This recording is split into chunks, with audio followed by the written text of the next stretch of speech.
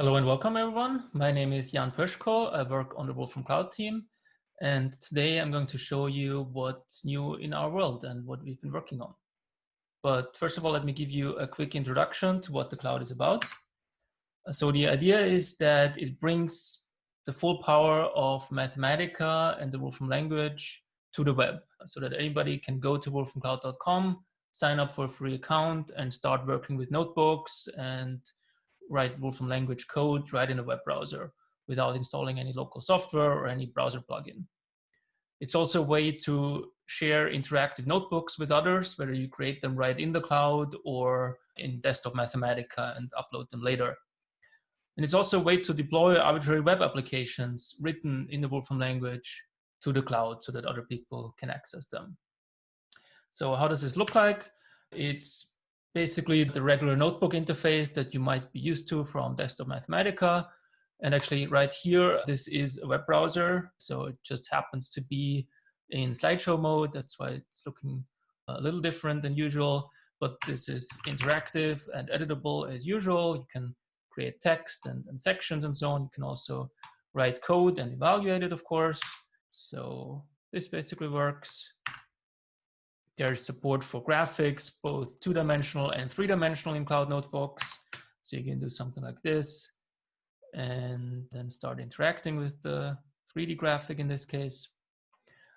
And of course, we have support for manipulate, which is a very important and useful construct in the Wolfram language.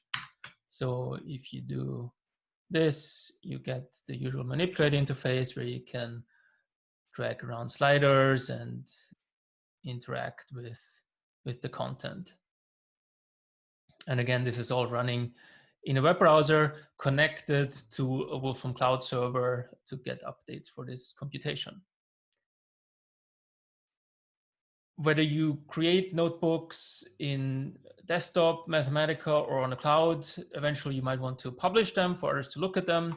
And one convenient way to do that is to use Cloud Publish. So if we want to take the manipulate from before and publish it to the web, we can just say Cloud Publish and then give it a name, and that will return a Cloud object. Cloud object is really just a reference to a file in the Wolfram Cloud. In this case, it's in my account with the given name. And if I open that, it opens this in a so-called deployed view where I can, again, interact with it. Just one thing to keep in mind is that there's different views of cloud objects or different URL types. Most of the time you'll want to share the so-called object view denoted by this obj in the URL with other people, because that's what's publicly available if you set the permissions accordingly. So yeah, that's what you usually use to share notebooks with other people. But sometimes it's useful to share URL that allows editing of the notebook. And that's what the so-called environment view is about. You can construct a URL of that type with the cloud object option, cloud object URL type. And if I click this link now, it opens in this environment view where I can also edit this and have a file menu and just more things I can do to work with this notebook.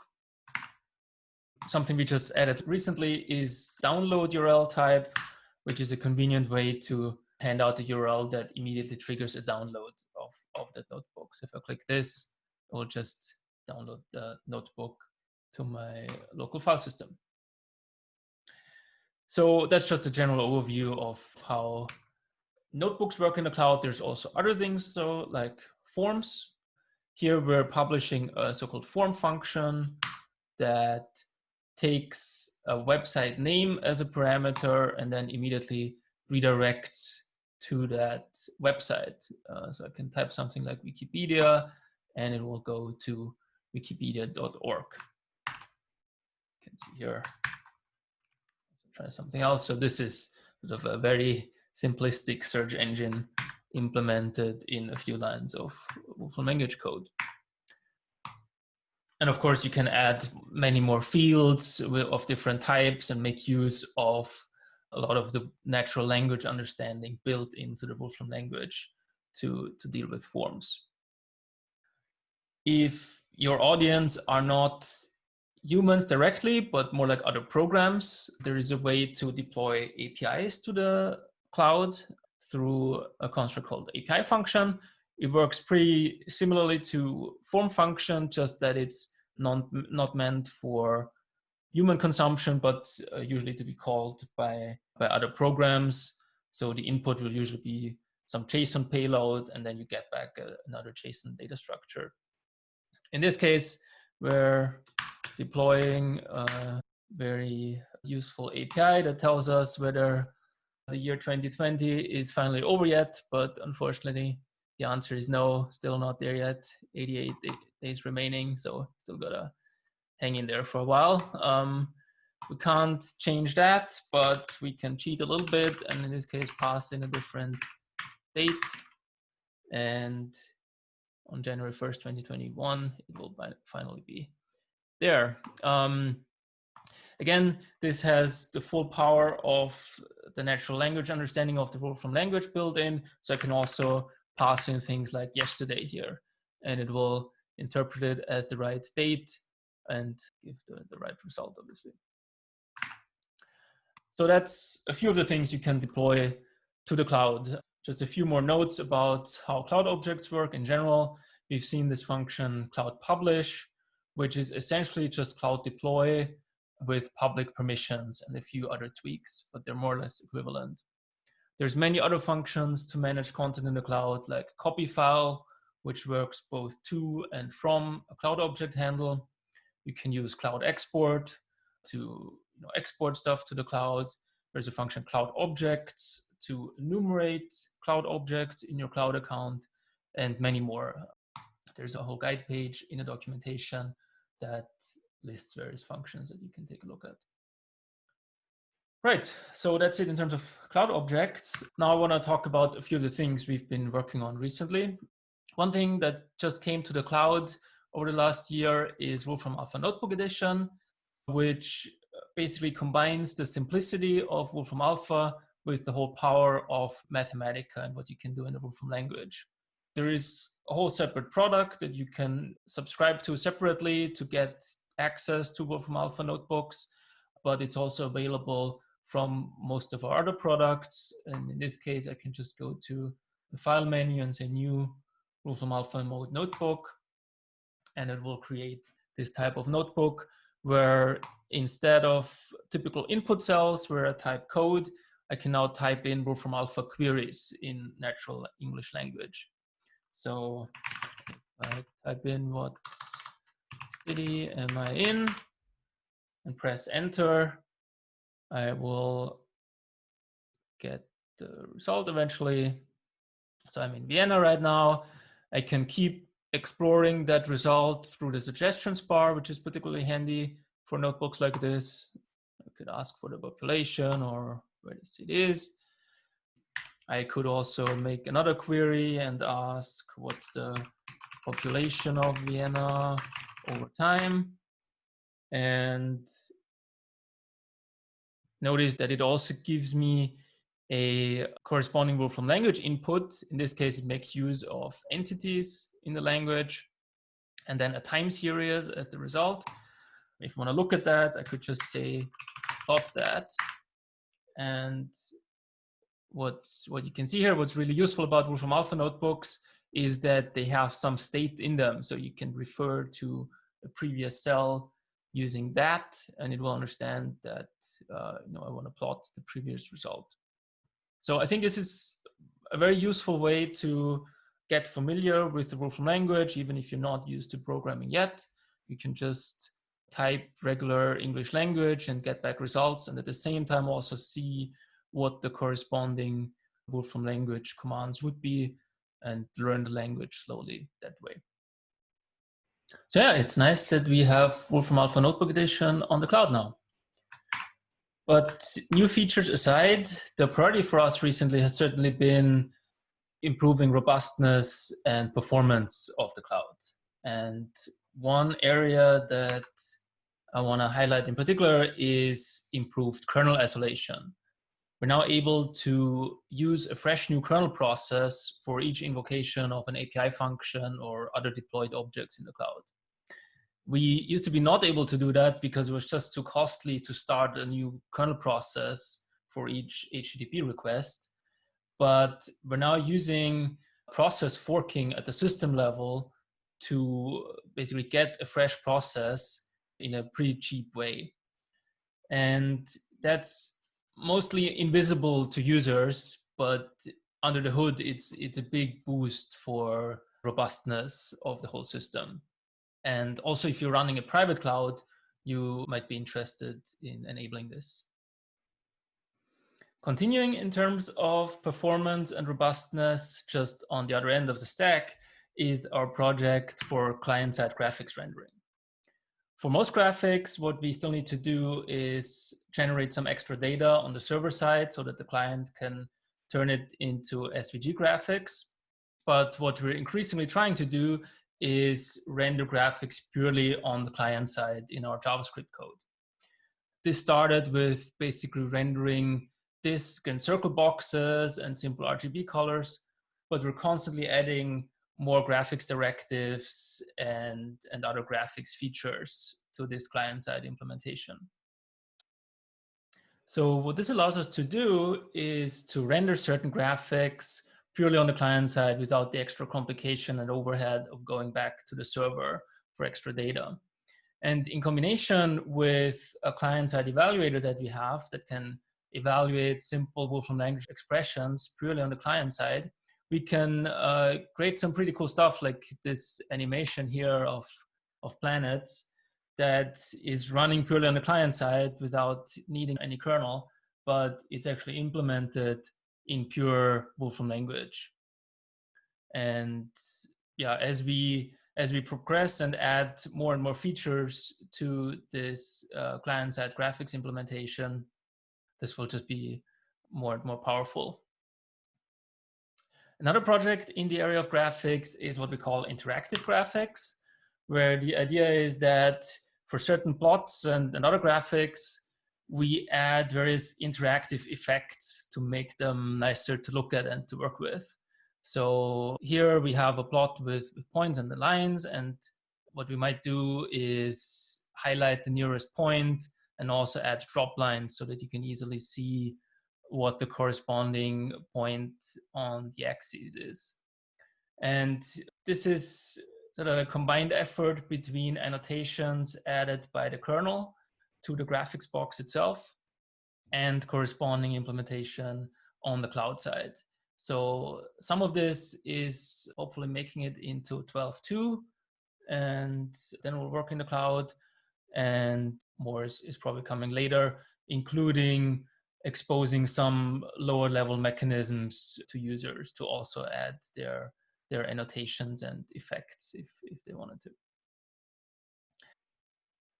So there's a lot going on in terms of graphics rendering in the cloud, but even more generally than that, we're always trying to improve notebook performance in the cloud, and particularly loading speed of notebooks. One thing we've had for a while is server-side rendering of notebooks that generates some static HTML on the server so that the page can load faster. And you see something pretty much right away while stuff still renders interactively in the background, and then everything is interactive. But especially for very large notebooks, that could still take quite a long time, and it was kind of distracting to see the notebook taking a long time to become interactive. So what we've just been working on recently is to hook up an even faster static rendering mode. And to give you an idea of that, let me show you a notebook, how it might have looked like before if you load it in the cloud. So this is a pretty large notebook, and you can see it takes a while until anything shows up. There's the blue progress bar at the top, and then it slowly makes its way through until it has finally rendered all the cells on the client side. And for such a large notebook, there isn't a whole lot we can do to actually speed up the rendering of each individual cell much more. It just takes some time to do that in a browser. But what we can do is trying to avoid that live rendering on the client side altogether and just keep using the static rendering that we already have from the server to show the notebook, and only start the live rendering once it's actually necessary. And that's exactly what this so-called static rendering method is about. So on this new branch that we have with this new implementation, here's how this would look like. First of all, you can see the static HTML cache coming in right away, and then it's just much faster to render the whole notebook. And now I can already scroll through. It might take a little bit for each sort of section of the notebook to render. That's just the way the browser works, but it's pretty smooth, and I can just scroll through it, read the whole notebook. And in this case, there isn't even much missing. Even though it's still using the static rendering from the server, there isn't a whole lot of interactivity in this notebook anyway. So some of the work that would have been done wouldn't really be necessary anyway. For other notebooks that are more interactive, here's what will happen. So if in this case, load a notebook with the static rendering mode enabled, and I have here manipulate, so that really wants to be interactive, even though we didn't render it interactively right away. But then what happens is, as soon as I start interacting with that cell and click here, it renders that one cell and makes it interactive. And I can just keep dragging the slider and it basically just works. The same, let's say, for buttons, you can just press them and they become interactive. Also graphics that you can resize and so on. So it's still a pretty smooth experience, but just delaying a bunch of the work that would happen right away when you load the notebook, delaying that until later when it's actually necessary, which makes for a much faster loading speed, especially for large notebooks. We'll probably enable this as sort of a heuristic for large notebooks beyond a certain size, but there's also the cloud rendering method option that you can use to control this explicitly. And this is coming in Cloud 157, so in the upcoming cloud release. The goal with all of this is to be able to use cloud notebooks everywhere and to publish any content you like to the cloud, but also to embed notebooks in other websites that you might have. And one thing that particularly helps with this is the Wolfram Notebook Embedder library that we released last year and are continuously improving as well. So this is a JavaScript library that you can feed any URL of a public cloud notebook, and it will embed that notebook in any other page. Some example applications that already make use of this is, for instance, Wolfram Community, which is very nice so that you can just integrate notebooks into community posts. There's also the notebook archive coming up with tons and tons of notebooks based on the cloud. And then there's also, for instance, the GitHub Wolfram document viewer that allows you to take any repository on GitHub that might contain notebooks and view them in the cloud. So that's just a few examples, and there's certainly many more use cases for notebooks. So these are a few things we've been working on recently. Of course, there's much more going on in addition to that. For instance, we're working on performance improvements in terms of using the Wolfram language compiler to generate WebAssembly that can be executed on the client side without needing a kernel. We're also working on a new implementation of Cloud Expression, which is a convenient way to persist expressions in the cloud. We're starting to work on accessibility and improving the way cloud notebooks interoperate with screen readers, for instance. There's also a big project to move the cloud to containers and Kubernetes, which I think will be particularly interesting for private clouds and scaling them and having a more redundant architecture there. And there is also still the big project of implementing a full typesetting editor in cloud notebooks. What we have so far is basically just a one-dimensional code editor And of course, there can be typesetting in the output, but it's not editable yet. And that will be a longer term project to make that work. If you want to know all the details of what's going on, you can take a look at our release notes. With every cloud release, we also publish a notebook that gives all the details what happened in that release. I'm also happy that we finally have a fairly accurate and complete list of supported and unsupported Wolfram language functions in the cloud. So you can take a look at that document to see what's expected to work and what's not expected to work yet in the cloud. And if you want to know more details about cloud notebooks in particular, you can take a look at these implementation notes that have a lot of detail about various aspects of cloud notebooks. If you want to get in touch, please don't hesitate to shoot me an email or get in touch on Wolfram Community. I'm always looking forward to learning more about what you do with the cloud. So, yep, that's it from my side, and thanks for listening.